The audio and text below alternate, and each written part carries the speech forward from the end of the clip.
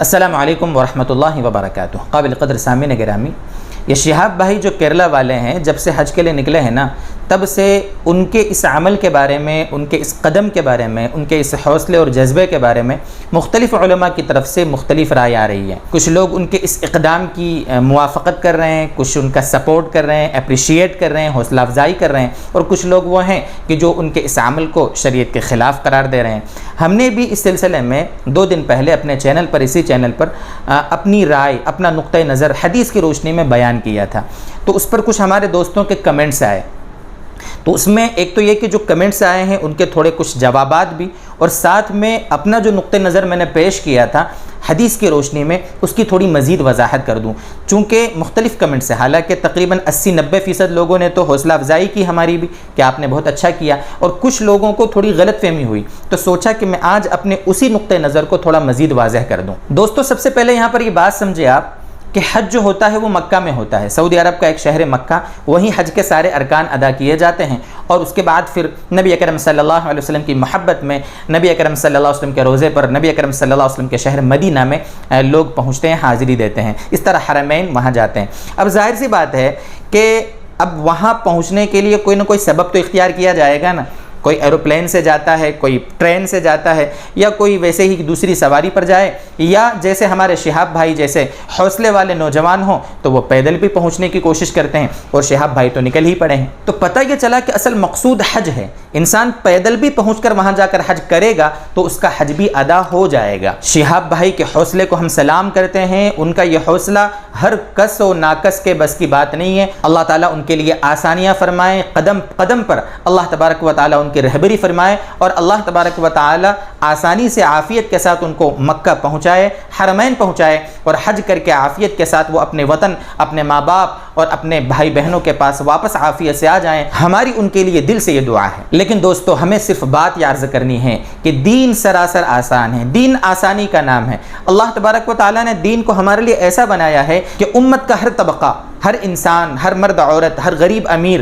جو بھی ہو، شہر کا رہنے والا، دیہات کا رہنے والا، پورے دین پر عافیت کے ساتھ، آسانی کے ساتھ چل سکے۔ اسی لیے نبی اکرم صلی اللہ علیہ وسلم کے بارے میں یہ بات منقول ہے روایتوں میں کہ آپ کے سامنے اللہ کی طرف سے اگر 2 باتیں رکھی جاتی تھی کہ یہ بھی ہے اور یہ بھی ہے، اور آپشن دیا جاتا تھا، تو آپ صلی اللہ علیہ وسلم جو آسان والا ہوتا تھا اس کو آپ اختیار فرماتے تھے، تاکہ امت کے لیے آسانی ہو جاوے، اور آپ صلی اللہ علیہ وسلم کی امت کے لیے دین کے کام کرنا آسان ہو جائے۔ اس لیے حج کے سفر میں آسانی اختیار کوئی کرے، ایروپلین سے یا سواری سے یا پانی جہاز سے جیسے پہلے چلتا تھا، یا پہلے زمانے میں جیسے اونٹ ہوتے تھے، ہاتھی ہوتے تھے، یا یہ کہہ لو کہ گھوڑوں پر انسان سفر کر کے وہاں پہنچتا تھا، تو یہ آسانی ہے، اس کی ہم حوصلہ افزائی کریں گے، آسانی سے وہاں پہنچے اور آسانی کو اختیار کریں۔ اور جہاں تک شہاب بھائی کی بات ہے، یہ ان کے حوصلے کی بات ہے، ان کی ہمت کی بات ہے، ان کی طاقت کی بات ہے، ان کے دل کے حال اللہ جانتا ہے۔ تو ظاہر سی بات ہے، اگر ان کے دل میں یہ جذبہ ہے کہ میں پیدل جاؤں اور خوب مشقت اٹھا کر وہاں پہنچوں، تو یقیناً اس کا ان کو ثواب ملے گا، اور ہو سکتا ہے سواریوں سے جو لوگ پہنچتے ہیں ان کے مقابلے میں ان کو ثواب زیادہ ملے،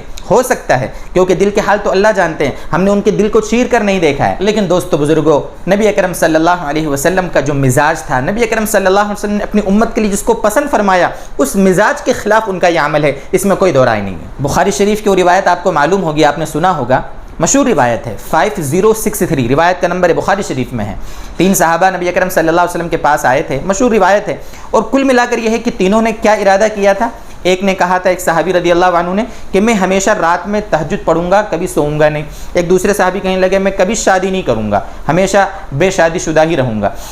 اور تیسرے صحابی تھے، وہ کہنے لگے تھے کہ میں ہمیشہ روزہ رکھوں گا، کبھی روزہ نہیں چھوڑوں گا۔ یہ روایت کا مفہوم ہے۔ تو آپ صلی اللہ علیہ وسلم کو جب پتہ چلا کہ 3 صحابہ یہاں پر اس طرح حوصلہ رکھتے ہیں، اور ان کی یہ کوشش ہو رہی ہے، ان کی یہ ہمت ہے، ان کے یہ عزائم ہیں، اب بتاؤ عزائم کتنے بڑے بڑے تھے۔ کبھی شادی نہیں کروں گا، مطلب عبادت میں فارغ رہوں گا، کبھی بھی میں رات میں سوؤں گا نہیں، رات بھر تہجد پڑھوں گا۔ یہ کتنے بڑے بڑے جذبے ہیں، کیا یہ عبادتیں نہیں تھی؟ کیا یہ دین کے کام نہیں تھے؟ لیکن آپ صلی اللہ علیہ وسلم نے اپنی امت کو جس راہ پر چلایا ہے، آسانی، عمومی طور پر دین کا رجحان جس میں ہو، عمومی طور پر امت کے لیے جس میں آسانی ہو، آپ صلی اللہ علیہ وسلم نے ایسے مزاج کی حوصلہ افزائی کی ہے۔ آپ صلی اللہ علیہ وسلم نے ایسے لوگوں کو اپریشیٹ نہیں کیا ہے، ان کو روکا ہے کہ دین میں اس طرح مشقت نہیں اٹھانا ہے۔ اللہ کے نبی نے فرمایا لَن يُشَادَّ الدِّينَ أَحَدٌ إِلَّا غَلَبَهُ، جو بھی دین سے کشتی لڑے گا نا وہ ہار جائے گا، دین جیت جائے گا۔ دین بہت وسیع ہے، دین ایک سمندر ہے، دین کے سارے شعبوں پر 100% کوئی چل لے یہ ناممکن سی بات ہے۔ ہمارے کچھ دوست کمنٹ کر رہے تھے